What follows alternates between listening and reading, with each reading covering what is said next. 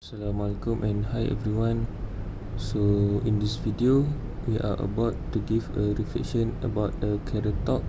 The career talk title is Malaysia Energy Transition Towards Achieving Net Zero by 2050. For this subject, Engineering Seminar 2, we are asked to make a reflection video about this talk. There are 4 group members in this group, which is Nur Muhammad Alif bin Rosli, WAFIQ Nabil bin Muhammad LUTFI, AFANDI bin ZAHARI, and Muhammad KHAIRUL bin ZURAIMEE. Alright, Assalamualaikum and salam sejahtera. My name is Nur Muhammad Alif bin Rosli. My matrix number is B082210510580. So this video is about a reflection about a talk that have been conducted. The talk is given by IR Ziha binti Zainol Abidin, the head of corporate venture of Tenaga Nasional Berhad, TNB. So what is climate change? Climate change refers to long-term shift in temperature and weather patterns. Human activities have been the main driver of climate change, primarily due to the burning of fossil fuels like coal, oil and gas. Burning fossil fuels generate greenhouse gas emissions around the earth, trapping the sun's heat and raising temperatures. So climate change can causing extreme weather events such as hurricanes, tornadoes, typhoons, flooding, thunderstorms, monsoon, lightning, heatwave, and bizarre storms, and many more of extreme weather can happen. Okay, next, climate change also a threat to food securities. So what we eat and how the food is produced affect our health but also the environment. Food needs to be grown and processed, transported, distributed, prepared, consumed, and sometimes disposed of. Each of these steps creates greenhouse gases that trap the sun's heat and contribute to climate change. So the climate change is due to rising concentration of greenhouse gases trapped in the atmosphere and causing the planet to warm. What is causing climate change? The current changing climate is linked to rising concentrations of greenhouse gases such as carbon dioxide, methane, and hydrofluorocarbons in the atmosphere, which insulate the planet and cause it to warm.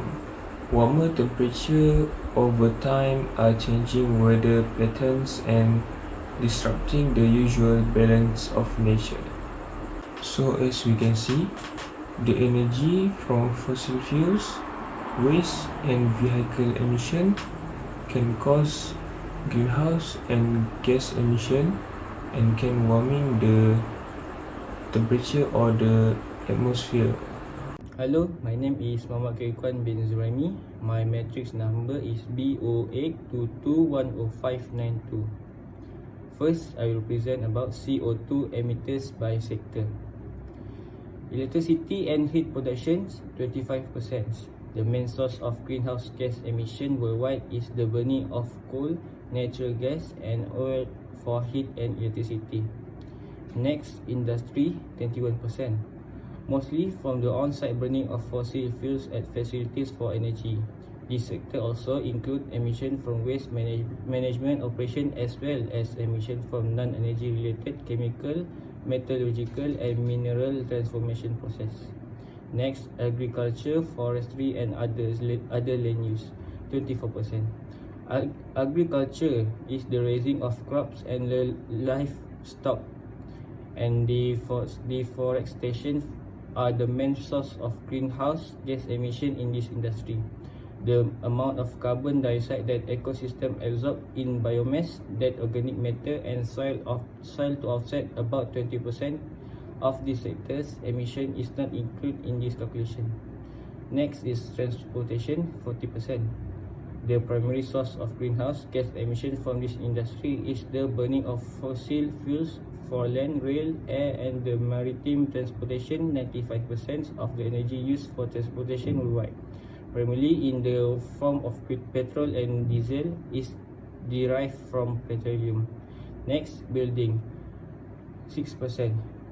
Building is on-site energy generation and the burning of fuel for space heating or cooking in homes account. Other energies, 10%. All emissions from the energy sector that are not directly connected to the production of electricity or heat, such as those produced during the extraction, refining process, and transportation of fuel, are referred to as the source of greenhouse gas emissions. Next, I will talk about climate change mitigation and adaptation. First is mitigation. Mitigation is action to reduce emission that cause climate change. As example, sustainable transportation. Government create electric vehicle for reduced petrol car usage. Next is clean energy. Increasing energy efficiency and choosing renewable energy source over fossil ones. Next is energy efficiency.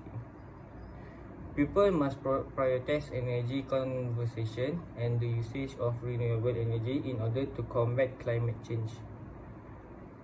Next is adaptation. Adaptation is action to manage the risk of climate change impact.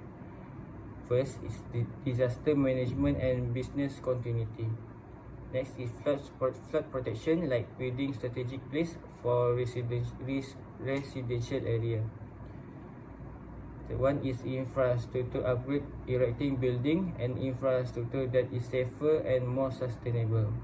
Next slide is Malaysia energy transition. The energy transition refers to the global shift in the energy sector from relying heavily on fossil fuels such as oil, natural gas, and coal to embracing renewable energy sources like wind and solar power, as well as utilization of energy storage technologies like lithium-ion batteries. This transition is driven by various factors, including concern about climate change, the need to reduce greenhouse gas emissions, and the desire for greater energy security and sustainability. By moving away from fossil fuel and adopting cleaner and more sustainable alternatives such as wind, solar, and energy storage technologies, the energy transition aims to mitigate environmental impact, reduce reliance of finite resource, and create a more resilient and sustainable energy system. Next slide is TNB Sustainability Pathway 2050. TNB is Malaysia's largest electricity utility company, has outlined its sustainability pathway to 2050. TNB aims to increase the proportion of renewable energy in its power generation portfolio by investing in solar and wind projects and collaborating to accelerate the deployment of renewable energy technologies. Energy efficiency and demand side management. TNB focus on improving energy efficiency and managing demand by promoting energy efficient practice, implementing demand response programs, and offering energy management solution to customers such as put charging point for EV is electric vehicles along plus highway. Hi, Assalamualaikum warahmatullahi wabarakatuh. My name is Muhammad Nabil bin Muhammad Fi. My metric number card is B0822104454. Sorry. Now we want to talk about TNB energy transition journey. All right. As you look, the TNB's fast track generation decarbonization will see major shift to renewable energy and new green tech toward the future, meeting our ESG commitment while ensuring business growth. All right. You can see the graph shown. The graph is down because not people in Malaysia, not many people use you know use the energy renewable energy because it's a cost higher than a normal thing. You can see the generation code next move to fast track decarbonization. For the first one is early retirement of coal plant, repowering plant with cleaner fuel and green tech. And the third one is accelerate green tech adoption via strategic technology partnership. Okay, now uh, it's shown the Truth's deliberate step to increase its enterprise value and sustainability position. We are also staying open to possibility of an initial public offering should the open opportunity come up. All right. Now we move to the next one. Okay, now we would like to talk about Malaysia energy transition and renewable energy outlook. As you look, a promising future for growth of renewable energy in Malaysia. Okay, you can see the pyramid of the developed to strike a balance between. This one we have a three type: system security, affordability, and economic benefit, and environmental target and policies. Okay, we use the four type of power energy like solar, bioenergy, hydro. Okay, but not nuclear because Malaysia not use the nuclear energy. Okay, the framework is supported by four initiatives. First one is leveraging electricity market reform for renewable energy, improve access to financing, shape human capital and infrastructure, increase system flexibility. Okay, you can see the project renewable energy growth. For 2020, current capacity is 8,450 megawatt, and we see the next year, in 4 5 years in 4 5 years come up, the megawatt is about the increase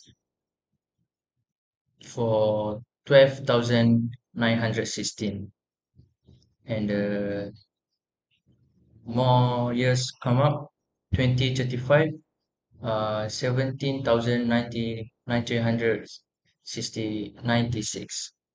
With increase of renewable capacity, it will decrease the intensity of carbon emissions in electricity supply sector. Okay, we move to Dasar Tenaga Negara.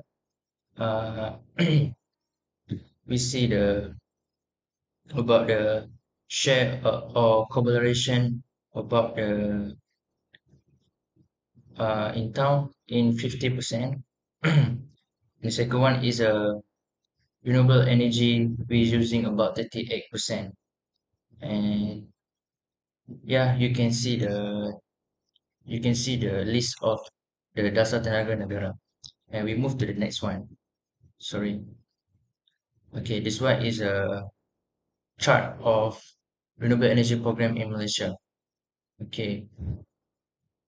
Yes, we use the solar pro photovoltaic PV. They call it PV. And we use the biogas, biomass, and small hydro. Just three type. Okay. And the self-consumption electricity generated is for own use. Any excess is not allowed to be exported to the grid. Guidelines visit. Yeah, you can visit the website on the in this one lah. Right. For the cash one-off payment, homeowner is the system owner. Bank loan, credit card payment based on system cost and interest rate. It quite pricey. Uh, but it come the good benefit to our in future. So who can apply? Domestic, commercial, agriculture, industrial. All right. And this next one is we'll talk about energy produced from the installed solar PV system will be consumed first, and any excess will be exported to ATMB and one on one offset basis. All right, that's all. We move to the next one. It's a corporate green power program. We call it CGPP in the short. Okay. For information guide for corporate green power program, we can see this one. The first one is a energy supply to EUC by SPP based on the NEDA rules. All right, the price payable to SPP based on SMP, electricity utility company, and then we move to energy supplied by EUC to CC, and we move to price for renewable energy certificate. Next, then we get a solar power producer, and then it's a rotation. That's how power flow and financial transaction work. Okay, as you can see, 28 cents per kilowatt. Okay, and this one also quite difficult, but you can see the how it works. Okay, all right, that's all for me, Wafiq Nabil. Thank you. Assalamualaikum and selamat sejahtera. My name is AFANDI. I am here to discuss the renewable energy technologies that are driving the energy transition and some emerging technologies that hold promise for a sustainable future. Firstly, we have rooftop solar, ground-mounted solar, floating solar, and battery storage system. These renewable energy technologies are already playing a crucial role in reducing our reliance on fossil fuels and mitigating climate change. The transition to EV is driving the need for efficiency charging infrastructure, supporting widespread adoption, reducing reliance on fossil fuels, and improving air quality. Biomass converts organic materials into renewable energy like biofuels and biogas, offering a sustainable alternative to fossil fuels. Battery storage systems are a key component in the energy transition. They enable grid-scale storage, facilitate battery swapping for two-wheelers, provide energy storage solution for homes, and complementing rooftop solar installation. In addition to these established technologies, new advancements are emerging. Green hydrogen and its derivatives are gaining traction as a clean energy option. By using renewable energy source to power electrolytes, we can produce hydrogen with zero emission. Green hydrogen can be utilized as a fuel for heating in industry and as a feedstock for chemicals. Another key technology is carbon capture and sequestration (CCUS). CCUS enables us to capture and store carbon dioxide, preventing it from entering the atmosphere. This technology holds the potential to reduce greenhouse gas emissions and mitigate climate change by either storing CO2 deep underground or converting it into useful product. That's all from us. Thank you for your attention.